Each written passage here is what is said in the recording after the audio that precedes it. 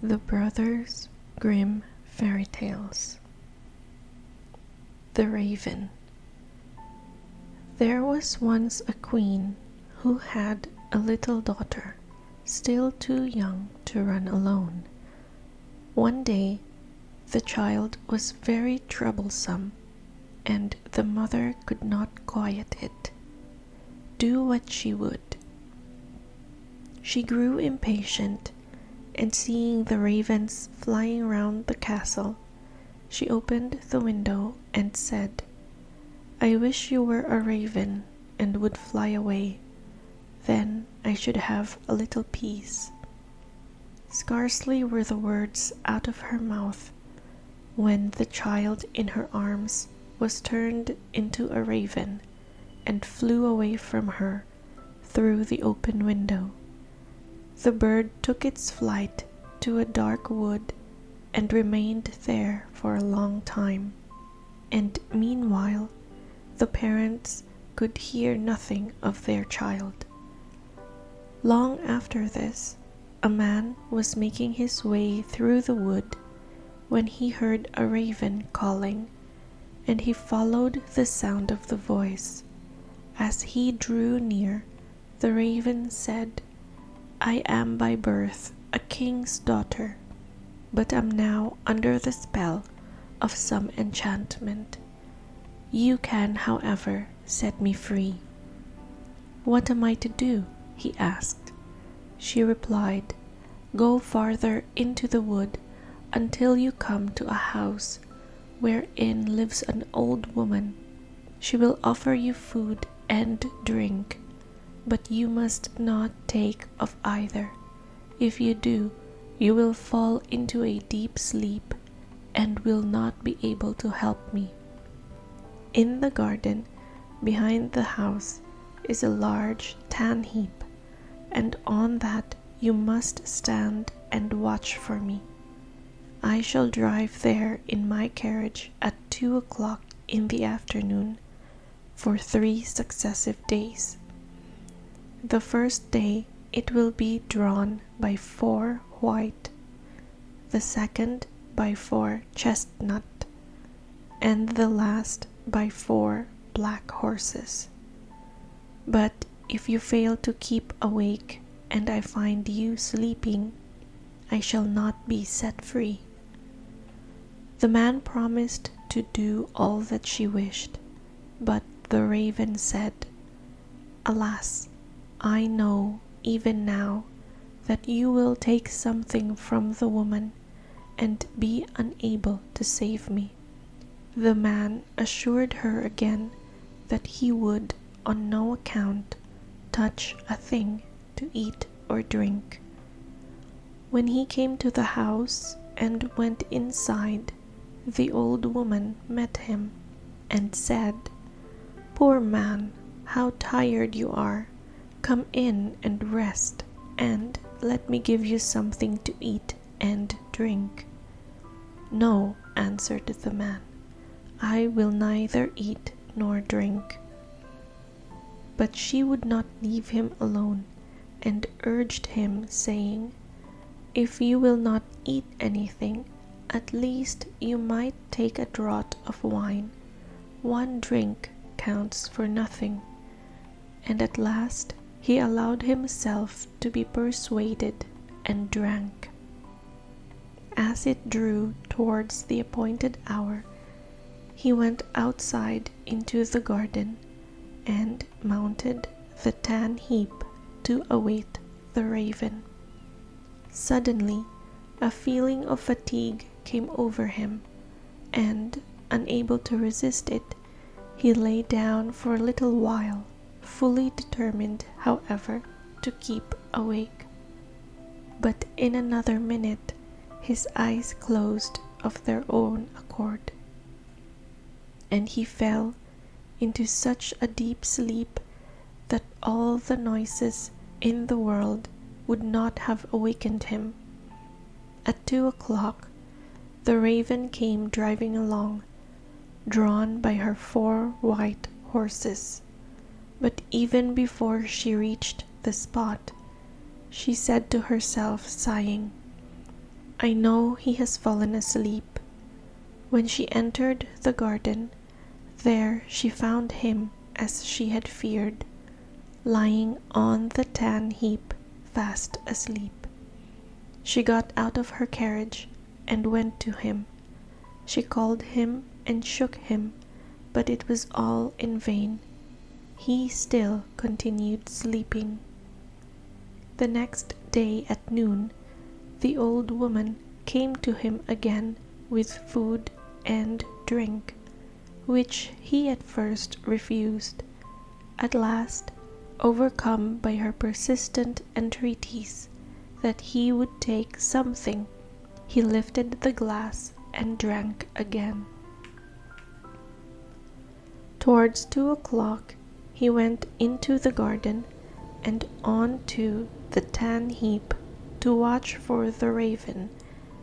He had not been there long before he began to feel so tired that his limbs seemed hardly able to support him, and he could not stand upright any longer.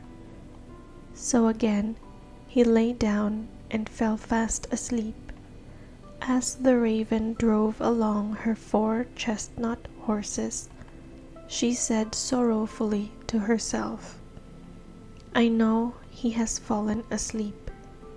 She went as before to look for him, but he slept, and it was impossible to awaken him. The following day, the old woman said to him, "What is this? You are not eating or drinking anything. Do you want to kill yourself?" He answered, "I may not and will not either eat or drink." But as she put down the dish of food and the glass of wine in front of him, and when he smelt the wine, he was unable to resist the temptation and took a deep draught. When the hour came round again, he went as usual onto the tan heap in the garden to await the king's daughter. But he felt even more overcome with weariness than on the 2 previous days, and throwing himself down, he slept like a log. At 2 o'clock, the raven could be seen approaching, and this time her coachman and everything about her, as well as her horses, were black. She was sadder than ever as she drove along and said mournfully, "I know he has fallen asleep and will not be able to set me free." She found him sleeping heavily, and all her efforts to awaken him were of no avail. When she placed beside him a loaf and some meat and a flask of wine of such a kind that however much he took of them, they would never grow less. After that, she drew a gold ring on which her name was engraved off her finger and put it upon one of his. Finally, she laid a letter near him, in which, after giving him particulars of the food and drink she had left for him, she finished with the following words: "I see that as long as you remain here, you will never be able to set me free. If, however, you still wish to do so, come to the golden castle of Stromberg. This is well within your power to accomplish." Then she returned to her carriage and drove to the golden castle of Stromberg. When the man awoke and found that he had been sleeping, he was grieved at heart and said, "She has no doubt been here and driven away again, and it is now too late for me to save her." Then his eyes fell on the things which were lying beside him. He read the letter and knew from it all that had happened. He rose up without delay, eager to start on his way and to reach the castle of Stromberg, but he had no idea in which direction he ought to go. He traveled about a long time in search of it, and came at last to a dark forest, through which he went on walking for 14 days, and still could not find a way out. Once more the night came on, and, worn out, he lay down under a bush and fell asleep. Again the next day he pursued his way through the forest, and that evening, thinking to rest again, he lay down as before, but he heard such a howling and wailing that he found it impossible to sleep. He waited till it was darker and people had begun to light up their houses, and then seeing a little glimmer ahead of him, he went towards it. He found that the light came from a house which looked smaller than it really was, from the contrast of its height with that of an immense giant who stood in front of it.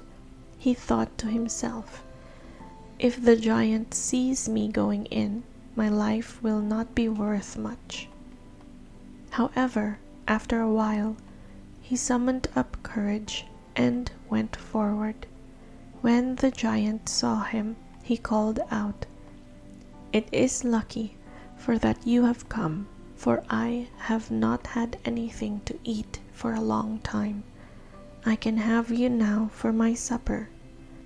"I would rather you let that alone," said the man, "for I do not willingly give myself up to be eaten. If you are wanting food, I have enough to satisfy your hunger." "If that is so," replied the giant, "I will leave you in peace. I only thought of eating you because I had nothing else." So they went indoors together and sat down, and the man brought out the bread, meat, and wine, which, although he had eaten and drunk of them, were still unconsumed. The giant was pleased with good cheer, and ate and drank to his heart's content. When he had finished his supper, the man asked him if he could direct him to the castle of Stromberg. The giant said, "I will look on my map. On it are marked all the towns, villages, and houses." So he fetched his map and looked for the castle, but could not find it. "Never mind," he said, "I have larger maps upstairs in the cupboard. We will look on those." But they searched in vain, for the castle was not marked even on these. The man now thought he should like to continue his journey, but the giant begged him to remain for a day or two longer, until the return of his brother, who was away in search of provisions. When the brother came home, they asked him about the castle of Stromberg, and he told them he would look on his own maps as soon as he had eaten and appeased his hunger. Accordingly, when he had finished his supper, they all went up together to his room and looked through his maps, but the castle was not to be found. Then he fetched other older maps, and they went on looking for the castle until at last they found it, but it was many thousand miles away. "How shall I be able to get there?" asked the man. "I have 2 hours to spare," said the giant, "and I will carry you into the neighborhood of the castle. I must then return to look after the child who is in our care." The giant thereupon carried the man to within about 100 leagues of the castle, where he left him, saying, You will be able to walk the remainder of the way yourself." The man journeyed on day and night till he reached the golden castle of Stromberg. He found it situated, however, on a glass mountain, and looking up from the foot he saw the enchanted maiden drive round her castle and then go inside. He was overjoyed to see her, and longed to get to the top of the mountain, but the sides were so slippery that every time he attempted to climb, he fell back again. When he saw that it was impossible to reach her, he was greatly grieved and said to himself, "I will remain here and wait for her." So he built himself a little hut, and there he sat and watched for a whole year, and every day he saw the king's daughter driving round her castle, but still was unable to get nearer to her. Looking out from his hut one day, he saw 3 robbers fighting, and he called out to them, "God be with you." They stopped when they heard the call, but looking round and seeing nobody, they went on again with their fighting, which now became more furious. "God be with you," he cried again, and again they paused and looked about, but seeing no one, went back to their fighting. A third time he called out, "God be with you," and then, thinking he should like to know the cause of dispute between the 3 men, he went out and asked them why they were fighting so angrily with one another. One of them said that he had found a stick, and that he had but to strike it against any door through which he wishes to pass, and it immediately flew open. Another told him that he had found a cloak which rendered its wearer invisible, and the third had caught a horse which would carry its rider over any obstacle, and even up the glass mountain. They had been unable to decide whether they would keep together and have the things in common, or whether they would separate. On hearing this, the man said, "I will give you something in exchange for those 3 things, not money, for that I have not got, but something that is of far more value.